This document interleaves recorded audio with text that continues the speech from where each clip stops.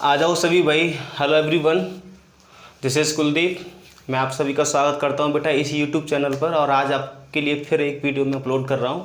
Tenses चल रहे हैं हमारे, आप सभी लोग देख पा रहे हैं कि हम पर डे कोई ना कोई वीडियो आपको दे रहे हैं। आइए बेटा, टाइम वेस्ट ना करते हुए हम आगे बढ़ते हैं। और कल जो हम बात कर रहे थे बेटा, वो बात कर रहे थे प्रेजेंट परफेक्ट कंटिन्यूअस टेंस की, जिसमें हम हेल्पिंग वर्ब और स्ट्रक्चर के आधार पर अभी हम चीज़ों को समझ रहे हैं टेंसेस के रूप में। आइए क्लास को आगे हम बेटा कंटिन्यू रखते हैं और समझते हैं चीज़ों को।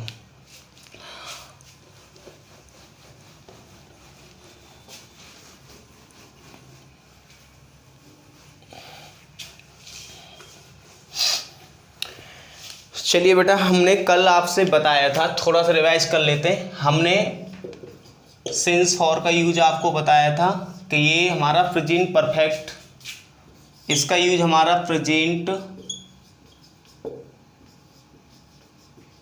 परफेक्ट टेंस में तो होता ही होता है। इसके अलावा प्रेजेंट परफेक्ट कंटिन्यूअस टेंस में भी हम इसका यूज करते हैं बेटा, ठीक है। यानी दोनों में ही हम इसका यूज कर लेते हैं। समझ रहे मेरी बात को आप लोग? मैंने कहा सिंस और फॉर का यूज हम present perfect tense, present perfect continuous tense दोनों में करते हैं, ठीक। क्योंकि सिंस बता के चलता है पॉइंट ऑफ टाइम, ठीक है। फॉर बता के चलता है आपका पीरियड ऑफ टाइम, ठीक है बेटा। चलिए, जैसे कल एक हमने सेंटेंस भी लिखा था, जैसे I have known him for 3 years। तो मैंने आपको बताया था कि ये जो सेंटेंस है हमारा I have known him for 3 years, तो फॉर 3 years ये मेरा टाइम हो गया, ठीक है। आई मेरा सब्जेक्ट हो गया, हैव मेरी हेल्पिंग वर्ब हो गई, नोन मेरी वर्ब की थर्ड फॉर्म हो गई, हिम इस वर्ब का ऑब्जेक्ट हो गया। कोई दिक्कत नहीं होनी चाहिए। अब इसी पैटर्न पर सिंस और फॉर से हम प्रेजेंट परफेक्ट कंटिन्यूअस टेंस भी बनाते हैं। जैसे मैंने लिखा एक सेंटेंस और लिखा, जैसे मैंने लिखा I have been teaching since 2009। मैं 2009 से टीचिंग कर रहा हूँ, ठीक है। क्या कर रहा हूँ? टीचिंग। कब से कर रहा हूँ? 2009 से कर रहा हूँ, ठीक है। अब हम यहाँ देख पा रहे हैं कि जब मैंने हैव बीन लगाया और V1 प्लस ING लगाया, ठीक है, और ये मेरी हेल्पिंग वर्ब हो गई और ये मेरा सब्जेक्ट हो गया, ये मेरी प्रीपोजिशन हो गई टाइम की, और ये इसका ऑब्जेक्ट हो गया, टाइम हो गया। तो ये हमारा प्रेजेंट परफेक्ट कंटिन्यूअस में आ गया, ठीक है। तो ये बात हमारे समझ में आ गई होगी। अच्छा, एक चीज़ आपके मन में एक ख्याल आ रहा होगा कि सर हम इसे ऐसे क्यों नहीं बना सकते, I have been knowing him for 3 years। अगर बेटा हम इस सेंटेंस को ऐसे बनाते हैं, आई हैव बीन नोइंग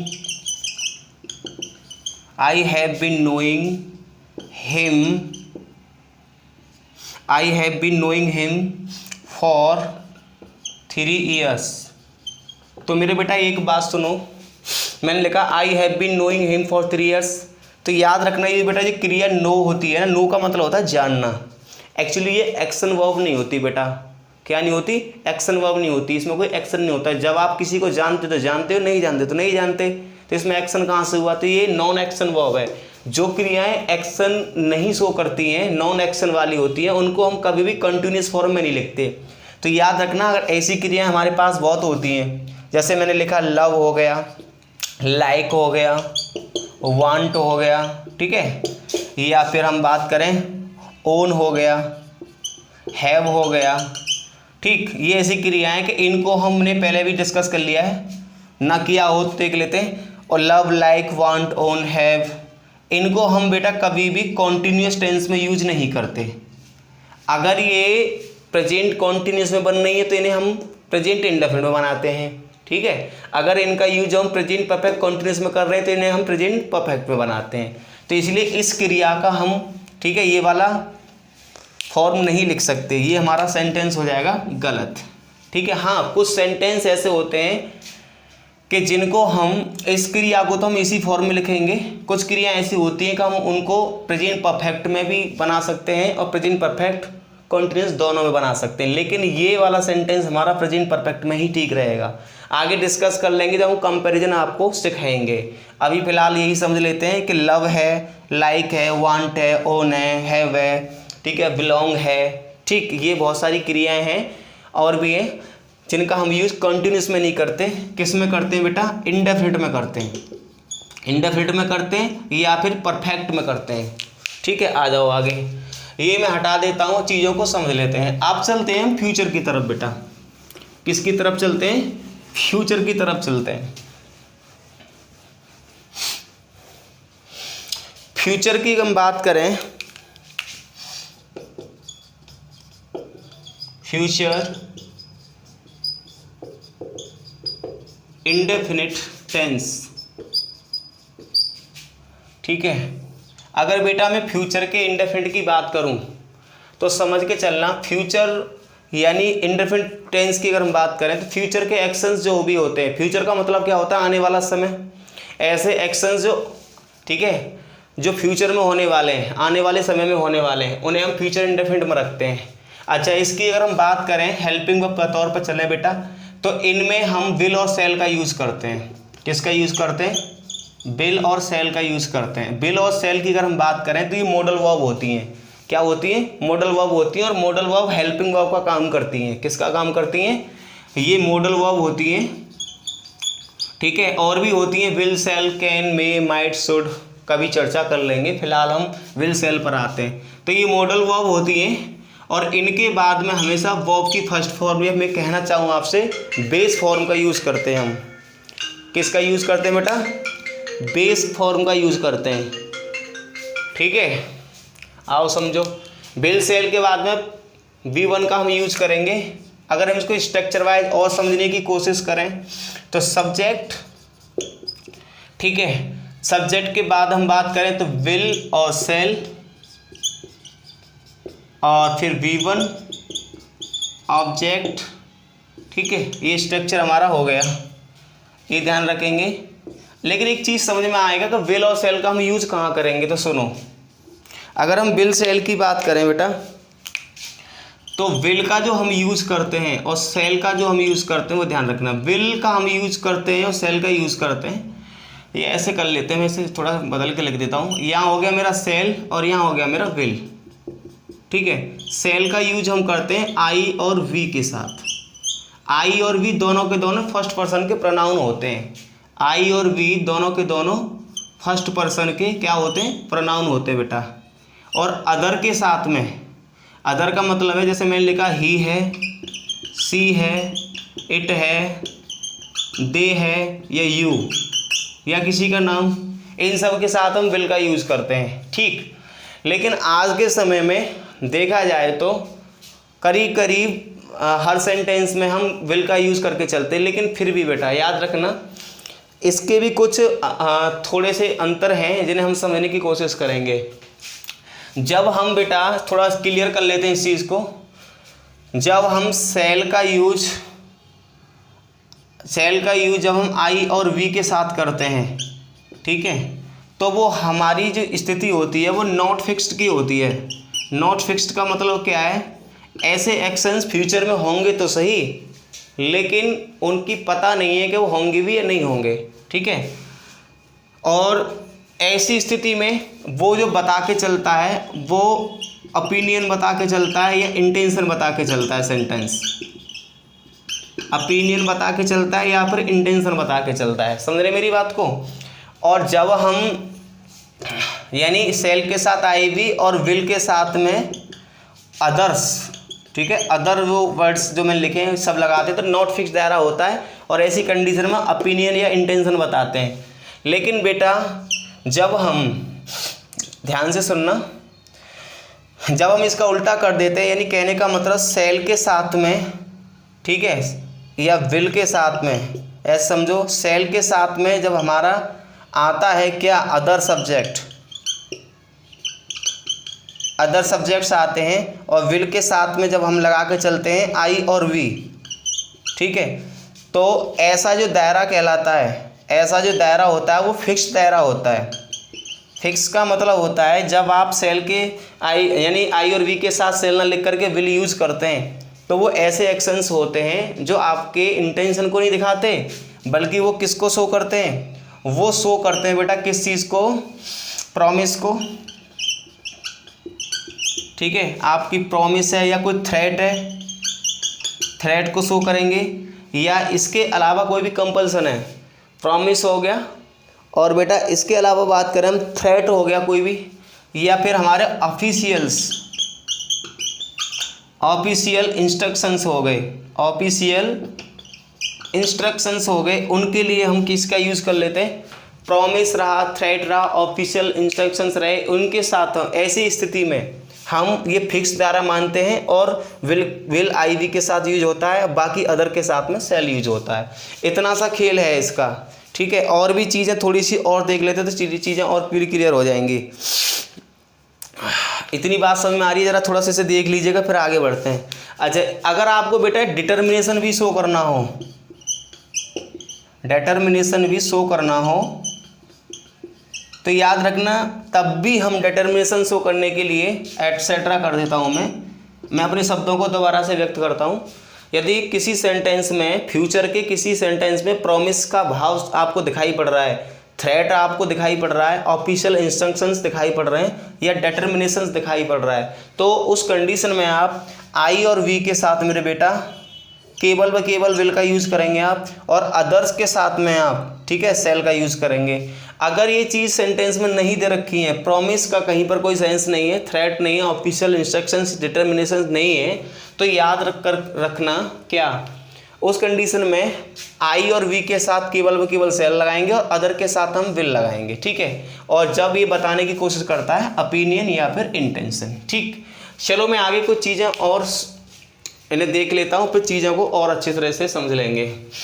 मैं हटाता हूँ और चीज़ें देख लेता हूँ। अगर मैं बात करूँ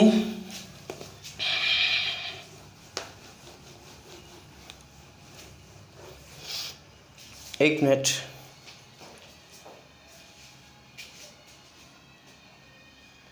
चलिए अगर मैं बात करूं बेटा, जैसे मैंने कहा जब हम सेल का यूज, ठीक है, आई और वी के साथ करते हैं और विल का यूज अदर के साथ करते हैं, तो इन कंडीशन में जैसे मैंने कहा आई सेल गो टू शिमला। अब ये मेरा इरादा है, ये मेरी ओपिनियन, मेरा इंटेंशन है, और हमारे इरादे विचार बदलते रहते हैं, तो ज़रूरी नहीं है कि वर्क हो ही हो कि मैं शिमला जाऊँ, हो सकता है ना भी जाऊँ। ठीक है, तो ये इस दायरे में हमने रख लिया। या फिर मैंने कहा the team will come here, कि जो टीम है वो यहाँ आएगी। ठीक है, जरूरी नहीं है कि वो आए, क्योंकि टीम हो गया हमारा कौन सा, अदर में आ रहा है, इसके साथ हमने बिल लगाया ना कि सेल, आई के साथ सेल लगाया, इसलिए ये दायरा हमारा कैसा, कौन सा दायरा है, ये हमारा, ये दायरा हमारा नॉट फिक्स्ड का है कि ये एक्शन फ्यूचर में हो और ना हो, दोनों बातें हैं।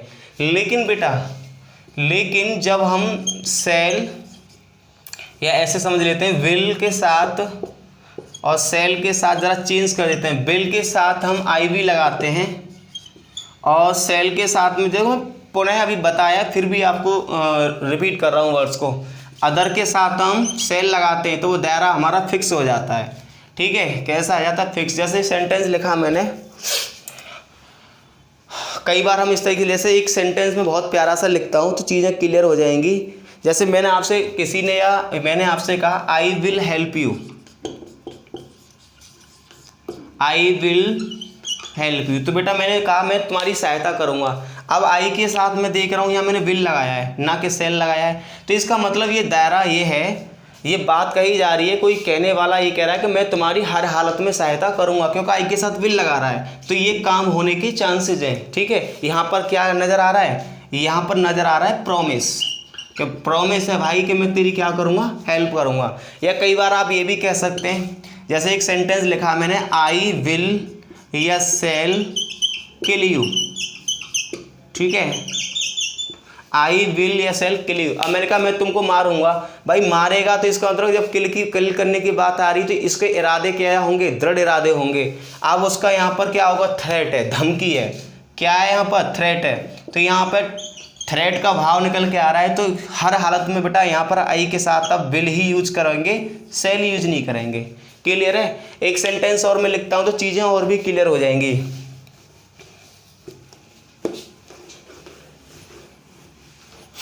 आगे मैंने लिखने की कोशिश की, नो कैंडिडेट, आप अपनी तरफ से बताने की कोशिश करना।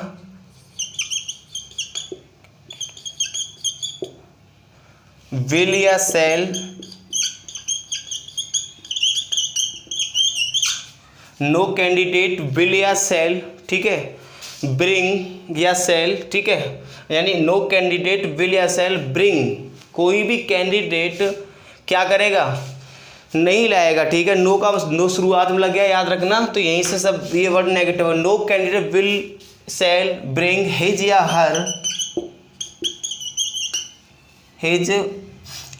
हर मोबाइल फोन, हर फोन, ठीक है, इन द एग्जामिनेशन हॉल। अब मैंने लिखने की कोशिश की, नो कैंडिडेट विल या सेल ब्रिंग हिज या her phone in the examination hall. तो बेटा आपका एग्जाम होता है ना, तो एग्जाम में आपको ऑफिशियल इंस्ट्रक्शंस दिए जाते हैं जो आपको फॉलो करने होते हैं। अगर आप उन इंस्ट्रक्शंस को फॉलो नहीं करते ना तो आपको बाहर निकाल दिया जाएगा। तो वो ऑफिशियल इंस्ट्रक्शंस हमको मानने होते हैं, इसलिए ना लिख रहा है नो कैंडिडेट। और कैंडिडेट क्या है हमारा, अदर वाली कैटेगरी में आ रहा है, अदर वाली कैटेगरी में आ रहा है, तो इसके अकॉर्डिंग क्या आना चाहिए, विल क्या सेल। तो अदर वाली कैटेगरी में तो विल आता था, तो इसके साथ हम क्या लगाएंगे, सेल लगाएंगे, तो यहाँ से विल हटा देंगे।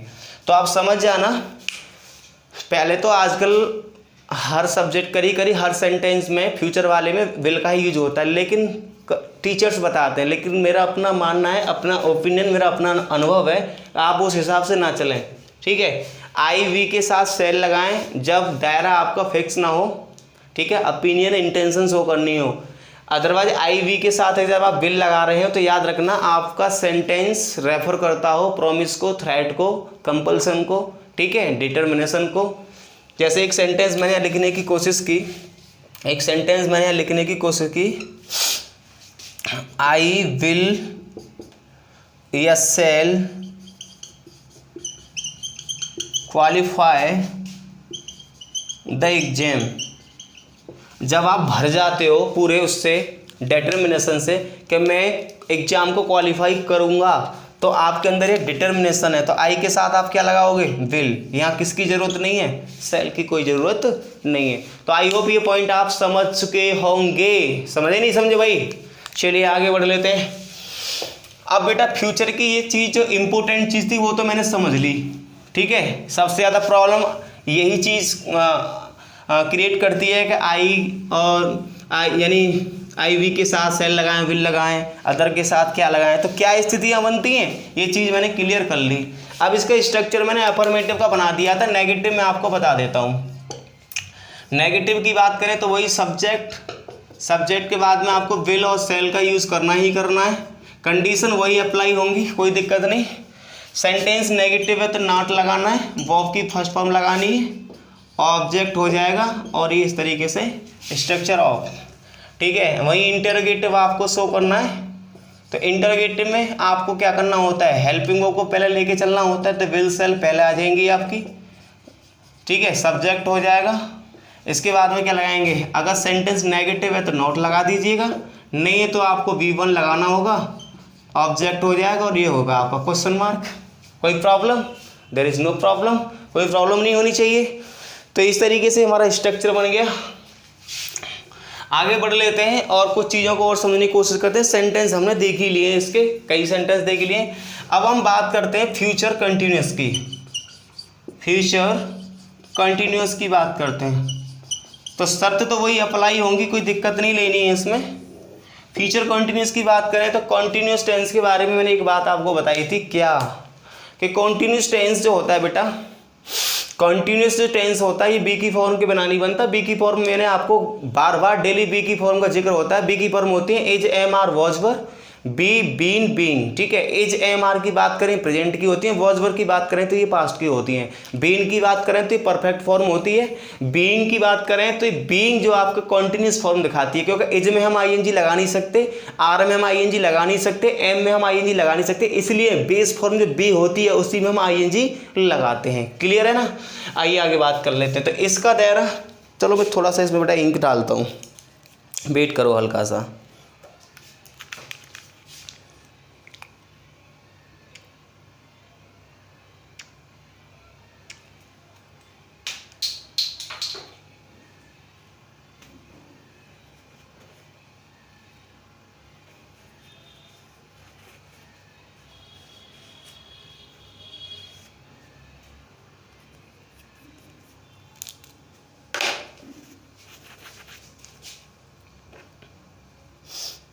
चलो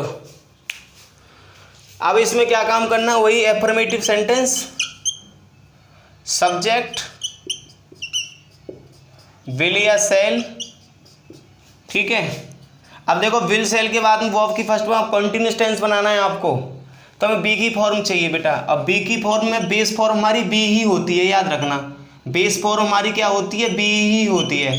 ठीक है, यही हमारी बेस फॉर्म है। अब कंटिन्यूस टेंस में हम विल सेल के बाद में हमेशा बेस फॉर्म लेकर चल देते हैं, यहाँ पर बी ही ले आएंगे और इस बी में हम, ठीक है, बी लगा करके V1 प्लस ING का हम यूज़ कर लेंगे, तो कोई दिक्कत नहीं होनी चाहिए। बच्चा ऑब्जेक्ट, ये लो कहानी ख़त्म हो गई, कोई दिक्कत नहीं होनी चाहिए। आगे बात हम कर लेते हैं नेगेटिव की। नेगेटिव की बात करते हैं, सब्जेक्ट हो गया हमारे पास में विल सेल प्लस इसके बाद में नॉट, नॉट के बाद में बी और V1 प्लस ING ऑब्जेक्ट हो जाएगा और इस तरीके से क्वेश्चन मार्क हो गया, कोई दिक्कत नहीं होनी चाहिए यहाँ पर भी। ठीक है, आगे हम बात करें इंटरोगेटिव का। इंटरोगेटिव के सेंटेंसेस बनाएंगे तो विल सेल को पहले ही ले आएंगे हम, इसके बाद में सब्जेक्ट, सेंटेंस नेगेटिव है तो नॉट, कोई दिक्कत नहीं। ठीक है, V1 प्लस ING और ऑब्जेक्ट हो गया, क्वेश्चन मार्क हो गया। ठीक, ये स्ट्रक्चर हमारा तैयार हो गया। इसे मैं हटा देता हूँ और चीज़ें और भी क्लियर हो जाएंगी। अब देखो समझो बेटा, पसीना आ रहा है बहुत ज़्यादा। जैसे एक सेंटेंस लिखा मैंने, ही विल बी, ठीक है, वर्किंग हार्ड। ठीक है, he will be working hard. अब देखो ही सब्जेक्ट हो गया, कोई दिक्कत नहीं। विल सेल हमारी हेल्पिंग वर्ब हो गई और ये मेरा पार्टिकल हो गया। मैंने आपको पहले बताया था ये वर्ड पार्टिकल होता है जो मेन वर्ब से पहले आता है। ठीक, ये मेरी मेन वर्ब हो गई, इसमें ING में जोड़ दिया। हार्ड की बात करें तो ये मेरा एडवर्ब हो गया, कोई दिक्कत नहीं होनी चाहिए। ठीक, तो इस तरीके से हम फ्यूचर कॉन्टिन्यूस का भी स्ट्रक्चर ले चलिए। आगे बात कर लेते हैं।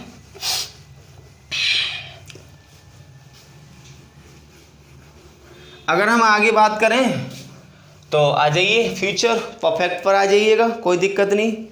फ्यूचर और हम परफेक्ट की बात करें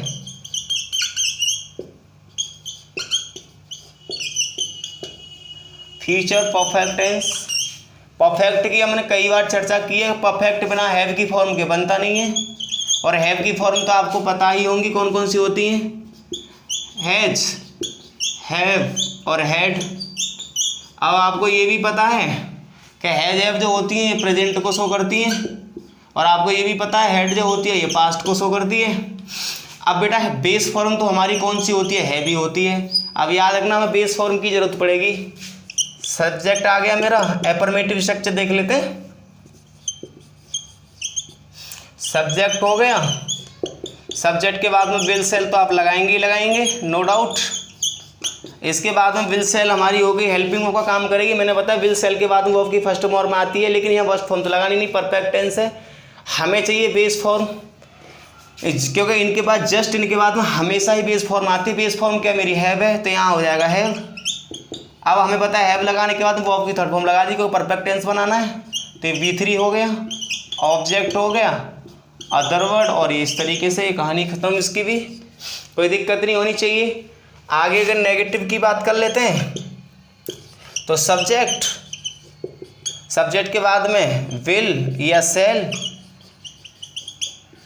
plus not plus have plus verb की third form plus object plus other word. ठीक है, इस तरीके से ये आपका नेगेटिव वर्ड हो जाएगा। इंटरोगेटिव सेंटेंस की हम बात करें, इंटरोगेटिव सेंटेंस की हम बात करें तो विल और सेल पहले आ जाएगा,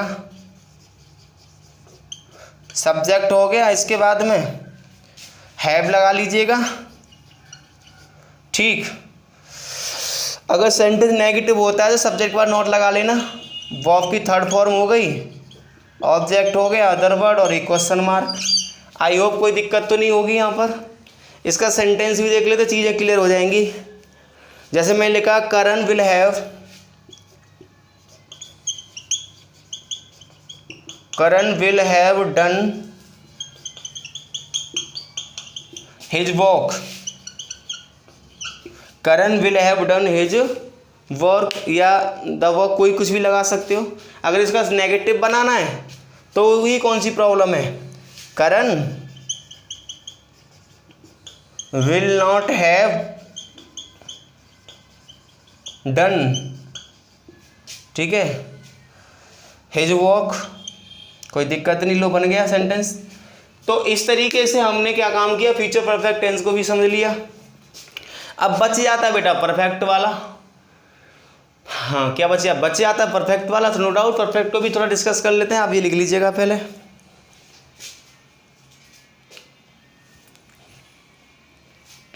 चलो देखते हैं।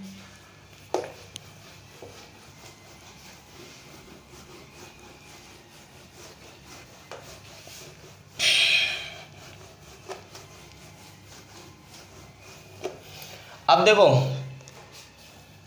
बात करते हैं फ्यूचर परफेक्ट कंटिन्यूअस टेंस की। अगर फ्यूचर परफेक्ट कंटिन्यूअस टेंस की अगर हम बात करें तो समझो हमें क्या काम करना है बेटा। देखिए परफेक्ट कंटिन्यूअस टेंस हो या परफेक्ट हो, परफेक्ट टेंस होता है तो हैव की फॉर्म आती है, कंटिन्यूअस टेंस होता है तो बी की फॉर्म आती है। आपको ये बहुत अच्छे से पता है भाई, मैंने आपको कई बार बताया कंटिन्यूअस टेंस बनता है बी की फॉर्म से और परफेक्ट टेंस बनता है हैव की फॉर्म से। अरे बोलो, बताया है नहीं बताया, कई बार बताया है। आ जाओ इधर। अगर मैं इसकी बात करूं तो बेटा इसमें भी क्या करना है, विल सेल तो आनी आपकी हेल्पिंग वर्ब क्या हो गई इसकी, हेल्पिंग वर्ब तो विल सेल है ही है, कोई दिक्कत ही नहीं है। ठीक है, और वही चक्कर है विल किसके साथ आता है, सेल किसके साथ आता है, ये भी मैंने डिस्कस कर लिया है आपसे। आप देखो अगर इसका परफेक्ट कंटिन्यूअस बनाना है तो देखो हमें क्या काम करना है, स्ट्रक्चर वाइज ही देख लेते हैं तो दिक्कत नहीं होगी। सब्जेक्ट हो गया, विल सेल आपको लगाना ही लगाना है। अब मैंने कहा था विल सेल के बाद में हमेशा बेस फॉर्म आती है। आप देखो बेस फॉर्म आती है तो परफेक्ट टेंस दे रखा है तो परफेक्ट की बेस फॉर्म क्या हैव है, तो विल सेल हैव। ठीक है, अब देखो हैव तो हो गई बेस फॉर्म परफेक्ट की। अब कॉन्टिन्यूस टेंस है, कॉन्टिन्यूस बी की फॉर्म होती है, बी की हमें अब परफेक्ट कॉन्टिन्यूस है तो परफेक्ट वाली फॉर्म लगानी पड़ेगी बी की। बी की परफेक्ट फॉर्म क्या होती है, बीन होती है। तो हो जाएगा subject will shall plus have plus been. और जैसा कि कॉन्टिन्यूस है, कॉन्टिन्यूटी को बताने के लिए हम V1 प्लस ING का यूज़ करते हैं, तो ये V1 प्लस ING हो जाएगा, ये V1 प्लस ING हो जाएगा। और इसके बाद में बात करते हैं, अब देखो एक चीज़ याद रखना बेटा, अभी तक प्रेजेंट यहाँ पर थोड़ा डिस्कस कर लेते हैं। प्रेजेंट में हम सिंस का और फॉर का यूज़ करते हैं, कोई दिक्कत नहीं, प्रेजेंट में भी करते हैं, पास्ट में भी करते हैं। ठीक, लेकिन एक बात याद रखना, फ्यूचर में हम बेटा सिंस का यूज नहीं करते। सिंस की जगह पर हम किसका यूज़ करते हैं, फ्रॉम का यूज करते हैं।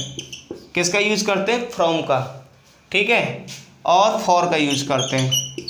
लेकिन याद रख लेना फ्रॉम हम प्रेजेंट पास्ट में भी यूज कर सकते हैं, फ्रॉम हम प्रेजेंट और पास्ट में भी यूज कर सकते हैं, लेकिन फ्यूचर में हम केवल फ्रॉम और फॉर यूज कर सकते हैं, सिंस यूज नहीं कर सकते। तो इस बात को ध्यान में रख लेना। इसलिए सब्जेक्ट विल सेल है, विल या shall have been V1 + ing, और यहाँ आपका हो जाएगा फ्रॉम या फिर फॉर, फिर आपका हो जाएगा टाइम, ठीक है। कोई दिक्कत नहीं होनी चाहिए। एक सेंटेंस लिखेंगे तो चीज़ें शायद बहुत ज़्यादा और भी अच्छे तरीके से क्लियर हो जाएंगी। लिखें एक सेंटेंस, चलो आगे देखते हैं। आप ये चीज़ पहले समझ लीजिएगा फिर आगे बढ़ लेते हैं। एक सेंटेंस लिखा मैंने, Rita will have been working, Rita will have been working here since tomorrow. अब बेटा याद रखना, Rita will have been working, मैंने अभी भी एक बात बताई थी कि अगर फ्यूचर का एक्शन दिखाना हो तो हमें सिंस का यूज नहीं करते। अब यहाँ सिंस गलत हो जाएगा, आपको लिखना पड़ेगा फ्रॉम टुमारो। क्लियर है? तो इस बात को माइंड में लॉक कर लेना। क्या हम यूज नहीं करते, we don't use since in future perfect continuous tense, ठीक है। In place of since we use from, okay. हम सिंस के स्थान पर फ्रॉम का यूज करते हैं। ये कलेश आपकी खत्म हो गई। आइए आगे बढ़ लेते हैं। अब तो मजा आ रहा है ना, चीजों को बहुत बेसिक तरीके से समझ रहे हैं आप लोग। चलिए बेटा धीरे धीरे चीज़ों को आप समझ पाएंगे। नोट्स बनाइएगा और जो चीज़ें आपको कंटेंट मिल रहा है नोट्स बना करके आप अपनी बात बता दीजिएगा। चीज़ें कहाँ समझ में आ रही है, कोई प्रॉब्लम है तो वो भी आप बता दिएगा, ठीक है। इसके हम देख लेते हैं। देखिए नेगेटिव स्ट्रक्चर वही होगा, विल सेल के बाद में हम नोट लगा देंगे। इंटरोगेटिव स्ट्रक्चर हमारा क्या होगा, सब्जेक्ट से पहले हम विल सेल ले आएंगे। बाकी कहानी यही है। और कल जो हम आगे बढ़ते हैं, ठीक है, कल हम आपको बताएंगे, एनालिसिस बताएंगे कि प्रेजेंट इंडेफिनिट में प्रेजेंट कॉन्टिन्यूस में क्या अंतर है, इन पर बेस्ड किस तरीके से क्वेश्चंस एग्जाम में पूछे जाते हैं, क्या प्रॉब्लम्स दी जाती हैं और इनके अंदर क्या मतलब रूट से पढ़ेंगे कि वास्तव में एक बहुत बड़ा अंतर है तो वो क्या है, ठीक है। आज इतना ही, मिलते हैं कल, ठीक है। Thank you everyone, thank you to all.